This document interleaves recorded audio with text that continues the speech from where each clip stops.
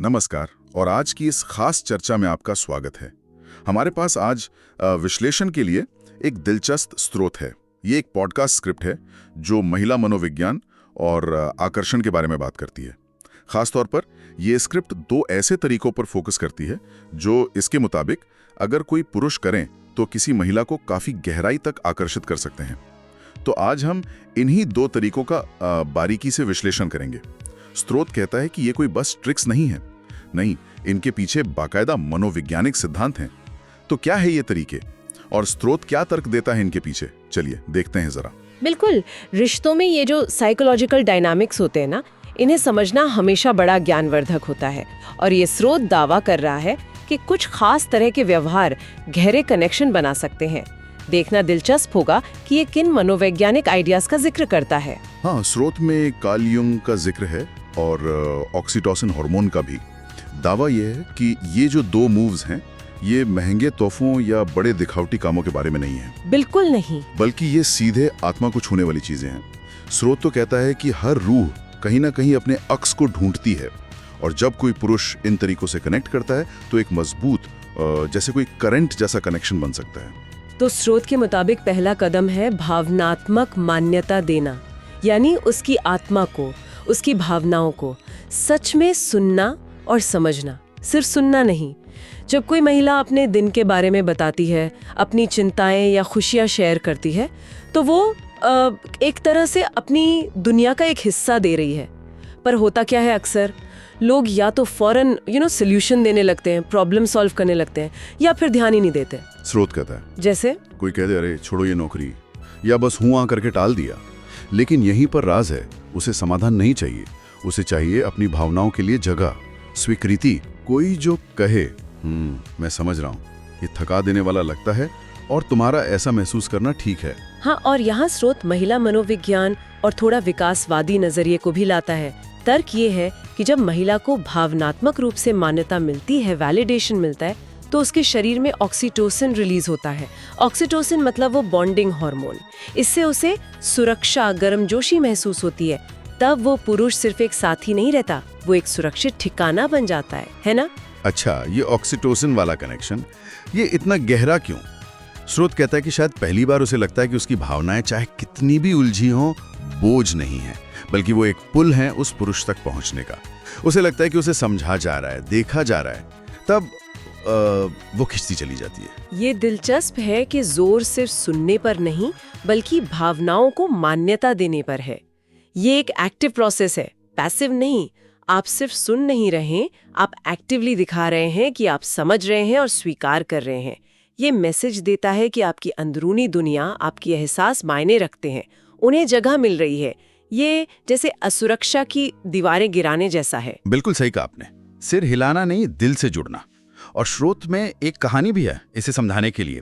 जेक नाम का एक बंदा है, इंजीनियर, शांत सा। उसकी प्रेमिका उससे भावनात्मक रूप से दूर महसूस कर रही थी। रिश्ता टूटने वाला था। जेक ने सलाह ली, आदत बदली, सोल्यूशन देना बंद कर दिया। जब उसकी प्रेमिका कुछ बताती परेशान होकर, तो वो बस उसकी फीलिंग्स को रिफ्लेक्ट करता, जैसे हाँ प्रमोशन बढ़िया है, पर मैं सुन रहा हूँ कि इसका प्रेशर तुम्हें थका रहा है, या तुम्हारी दोस्त ने ऐसा कहा, तुम्हें काफी अकेला लगा होगा। अच्छा, और फिर नतीजा क्या हुआ? नतीजा स्रोत के अनुसार हैरान करने वाला। 1 महीने में ही उसकी प्रेमिका ने न सिर्फ रिश्ता तोड़ने का इरादा बदला, बल्कि खुद जेक को शादी के लिए प्रपोज कर दिया। कहानी का निचोड़ ये है कि ये मान्यता देना ये कोई कमजोर काम नहीं है, ये बहुत शक्तिशाली है। ये खामोशी से कहता है तुम्हारा दिल मेरे लिए मायने रखता है। और स्रोत का दावा है कि जब कोई पुरुष लगातार ऐसा करता है तो महिला को उसकी ओर खिंचना लगभग तय है। ये कहानी इस बात को और पुख्ता करती है कि हम अनजाने में ही साथी की भावनात्मक ज़रूरतों को इग्नोर कर देते हैं। भले ही इरादा नेक हो, मदद करने का, समाधान देने का, लेकिन स्रोत का इशारा साफ है। पहले कनेक्शन ज़रूरी है, समाधान बाद में अगर ज़रूरत हो तो। और कनेक्शन मान्यता देने से बनता है। हाँ, ये पहला कदम जैसे नींव है। अब अगर भावनात्मक मान्यता दरवाजा खोलने की चाबी है, तो स्रोत के हिसाब से दूसरा कदम है वो हाथ जो उसे अंदर ले जाए। और ये है मौन समझ, बिना शब्दों के उसे पढ़ लेना, समझ लेना। ये सुनने में थोड़ा रहस्यमयी सा लगता है ना, बिना शब्दों के पढ़ लेना। स्रोत कहता है ये शब्दों के पार जाने की कला है। जरा सोचिए, कभी ध्यान दिया है कि एक मुश्किल दिन के बाद वो कैसे एकदम चुप हो जाती है, या शायद मुस्कान के पीछे उदासी छिपी हो? स्रोत कहता है आंखों में अक्सर अनकहे डर, तकलीफें, तूफान होते हैं। समाज ने सिखाया हो मजबूत रहो, पर अंदर से वो चाहती है कोई उसे सच में देखे। कपड़े नहीं, डिग्री नहीं, उसकी रूह को। ये तो बहुत गहरी बात है। तो स्रोत के मुताबिक इस सिचुएशन में एक्सपर्ट पुरुष क्या करता है? वो ये नहीं पूछता क्या हुआ, बताओ ना, क्योंकि कई बार उसे खुद भी नहीं पता होता या शब्द नहीं होते बताने के लिए। स्रोत कहता है जो पुरुष ये समझता है वो बस जानता है, एहसास हो जाता है उसे। शायद चुपचाप पास आकर बैठ जाए, या हल्के से हाथ थाम ले, या बस एक ऐसी स्थिर नजर से देखे जिसका मतलब हो मैं यही हूं साथ, और मैं तुम्हें देख रहा हूं, तुम्हारी खामोशी को भी। स्रोत आगे कहता है शायद वो बिना पूछे उसकी फेवरेट चाय बना लाए, या बैकग्राउंड में धीमे से उसका पसंदीदा सुकून वाला गाना लगा दे। कोई बड़ा ड्रामा नहीं, कोई दिखावा नहीं, बस एक शांत स्थिर उपस्थिति, प्रेजेंस। ये एहसास कि तुम अकेली नहीं हो, मैं समझ रहा हूं, भले ही तुम कह नहीं रही। अच्छा, और यहाँ स्रोत पर साइकोलॉजी का एंगल लाता है। कार्ल यूंग के एनिमा सिद्धांत से जोड़ता है इसे। यूंग के अनुसार एनिमा हर पुरुष के अचेतन मन में मौजूद स्त्रीत्व का पहलू है। भावनाएं, इंट्यूशन, जुड़ाव। स्रोत का तर्क है कि जब पुरुष महिला की खामोशी, उसके अनकहे एहसासों को समझता है, तो वो असल में अपने ही एनिमा से जुड़ रहा है, और साथ ही उस महिला की गहराई से भी। वो शब्दों के पार एक पुल बना रहा है। तो ये कोई जादू टोना या मन पड़ना नहीं है? नहीं, स्रोत इसे मन पढ़ना नहीं कहता, वो इसे समस्वरता कहता है। अट्यूनमेंट मतलब दूसरे इंसान की इमोशनल रिदम को महसूस करना और उसके साथ तालमेल बिठाना। एक तरह की गहरी एम्पैथी जो शब्दों पर डिपेंड नहीं करती। और साइंटिफिकली देखें तो स्रोत फिर से ऑक्सीटोसिन का जिक्र करता है यहाँ। जब महिला को लगता है कि उसे बिना कहे समझा जा रहा है, संजोया जा रहा है, तो फिर ऑक्सीटोसिन रिलीज होता है। विश्वास और जुड़ाव और मजबूत होता है। उसे लगता है जैसे उसकी आत्मा को आईना मिल गया हो, कोई है जो उसके अंदर का शोर भी सुन सकता है। स्रोत तो यहाँ तक कहता है कि इस मौन समझ के बाद वो महिला शायद ऐसे राज भी शेयर करने लगे जो उसने कभी किसी को न बताने की कसम खाई हो, क्योंकि आपकी खामोशी में, आपकी समझ में उसे अपनी आवाज मिलती है, सुरक्षित महसूस होता है। स्रोत के शब्दों में वो खुद को रोक नहीं पाती। ये खिंचाव बहुत मजबूत होता है। वाकई मौन संवाद की ताकत। हम अक्सर सोचते हैं रिश्ते बातों से बनते हैं, लेकिन शायद गहरी समझ कई बार खामोशी में पनपती है। हाँ, और इसके लिए भी एक कहानी है स्रोत में। मार्क नाम का बंदा, उसका अपनी प्रेमिका से झगड़ा हुआ। उसने लंबे चौड़े मैसेज नहीं किए माफी के लिए, बल्कि चुपचाप उसके दरवाजे पर पहुंच गया। हाथ में महंगे तोहफे नहीं थे, उसका फेवरेट नरम कंबल था और एक पेन ड्राइव जिसमें उनके शुरुआती दिनों के गानों की प्लेलिस्ट थी। बिना एक शब्द कहे बस ये चीजें दी। और इसका स्रोत बताता है वो लड़की उसे देखती रही, फिर उसकी बाहों में फूट फूट कर रो पड़ी और सिर्फ इतना कहा, तुम जानते थे, तुम्हें पता था मुझे क्या चाहिए। स्रोत कहता है यही है मौन समझ की ताकत, शब्दों से ज्यादा गहरा असर। इसलिए पुरुषों को सलाह है, अगली बार वो खामोश लगे तो हवा को सवालों से भरने की बजाय अपनी शांत समझ और उपस्थिति से उसके दिल को सुकून देने की कोशिश करें। ये दोनों ही तरीके, भावनात्मक मान्यता और मौन समझ, असल में एक ही सिक्के के दो पहलू जैसे लगते हैं मुझे। दोनों ही गहरे लेवल पर ध्यान देने, समझने और स्वीकार करने पर आधारित है। एक में शब्दों का सहारा है भावनाओं को मान्य करने के लिए, दूसरे में खामोशी का इस्तेमाल है उपस्थिति और समझ दिखाने के लिए। लक्ष्य एक ही है, गहरा, सुरक्षित, भावनात्मक जुड़ाव बनाना। बिल्कुल। तो संक्षेप में कहें तो स्रोत के अनुसार आकर्षण की ये दो पावरफुल चाबियां हैं। पहला, उसकी भावनाओं को सोने की तरह महत्व देना, स्वीकार करना। दूसरा, उसकी खामोशी को, अनकहे एहसासों को किसी पवित्र किताब की तरह समझना। स्रोत ने यूंग की आत्मा की समझ और ऑक्सीटोसिन के केमिकल बॉन्ड के साथ मिलाकर एक मजबूत, टिकाऊ रिश्ते की नींव बनाने का नुस्खा बताता है। ये वो जुनून वाला प्यार नहीं, बल्कि एक गहरी, स्थिर बुनियाद वाला जुड़ाव है। और एक बात पे स्रोत बार बार जोर देता है, ये परफेक्शन के बारे में नहीं है। कोई भी हर बार सही शब्द नहीं बोल सकता या हर खामोशी को एकदम सही नहीं पढ़ सकता।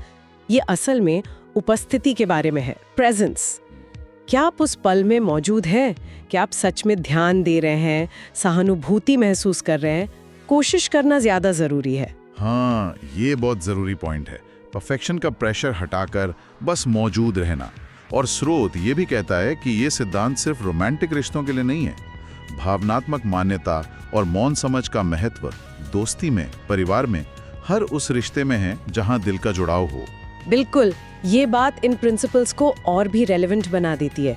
ये सिर्फ डेटिंग टिप्स नहीं, बल्कि बेहतर इंसानी रिश्ते बनाने के तरीके हैं। स्रोत ने कुछ छोटे प्रैक्टिकल सुझाव भी दिए हैं जो मदद कर सकते हैं। पहला, बोलने से दोगुना सुने, कम बोलें, ज्यादा ध्यान से सुने। दूसरा, उसकी अनकही जरूरतों के बारे में अपनी गट फीलिंग पर भरोसा करें। स्रोत कहता है वो अंदर की आवाज अक्सर सही होती है, सोने जैसे कीमती। और तीसरा, जो मुझे काफी इंटरेस्टिंग लगा, खुद भी वल्नरेबल बने, अपनी भावनाएं भी जाहिर करने से ना हिचके। हाँ, ये तीसरा पॉइंट, खुद संवेदनशील बनना, ये वाकई बहुत अहम है। स्रोत शायद यहाँ ये इशारा कर रहा है कि ये टू वे स्ट्रीट है। जब एक व्यक्ति, इस केस में पुरुष, अपनी भावनाओं को भी खुलकर रखता है, तो ये महिला को भी सुरक्षित महसूस कराता है कि वो भी खुलकर अपनी भावनाएं और जरूरतें बता सकती है। ये एक बराबरी का रिश्ता बनाता है, विश्वास और इंटीमेसी को और गहरा करता है। ये मजबूत मर्द वाली इमेज से हटकर एक ज्यादा मानवीय और जुड़ाव वाला रिश्ता बनाने में मदद कर सकता है। बहुत बढ़िया कहा आपने। तो इस स्रोत के विश्लेषण से हमने देखा कि आकर्षण, कम से कम इस नजरिए से, सिर्फ बाहरी रूप रंग या बड़े इशारों पर निर्भर नहीं करता है, बल्कि ये काफी हद तक भावनात्मक उपस्थिति, गहरी समझ और स्वीकृति पर आधारित हो सकता है। यह हमें रिश्तों को एक अलग, शायद ज्यादा गहरी नजर से देखने का मौका देता है, सतह से हटकर। हाँ, और एक बात जो मुझे सोचने पे मजबूर कर रही है, वो ये कि स्रोत मुख्य रूप से पुरुष द्वारा ये काम करने पर फोकस्ड है, महिला को आकर्षित करने के लिए। लेकिन ये सवाल उठता है कि किसी दूसरे को भावनात्मक मान्यता देने या उसकी खामोशी को समझने के लिए व्यक्ति को खुद के अंदर कितनी भेद्यता, कितनी सेल्फ अवेयरनेस और इमोशनल बैलेंस की जरूरत होती है।